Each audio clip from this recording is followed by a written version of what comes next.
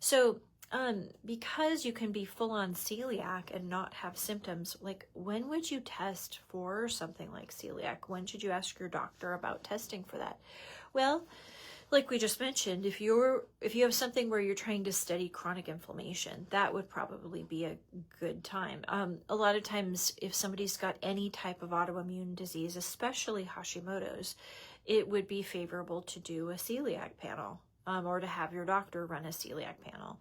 That would be a lot of people who have autoimmune issues will have some issue going on with food sensitivities. Celiac is one that we're kind of picking on right now, but honestly, working with understanding the whole gambit. Like I use US biotech testing all the time. There's about 4 different antibodies that you can test for to determine what inflammatory foods are going on in the nutrition.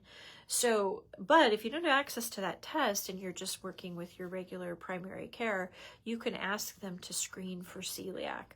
And so if you are struggling with any type of autoimmune disease, from rheumatoid arthritis to MS to lupus to Hashimoto's to any of the autoimmune thyroiditis categories, like that's a smart idea, is to test for celiac.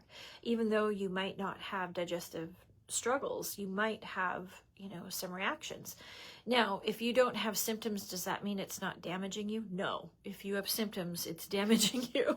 I get asked that question quite a bit. Well, if I don't have symptoms, then it's probably fine. No, if you especially have autoimmune disease, I wish you would have symptoms, but you don't. And so when you're getting exposed then to something like gluten, then you would be contributing to the flare-ups that would go in that autoimmune process.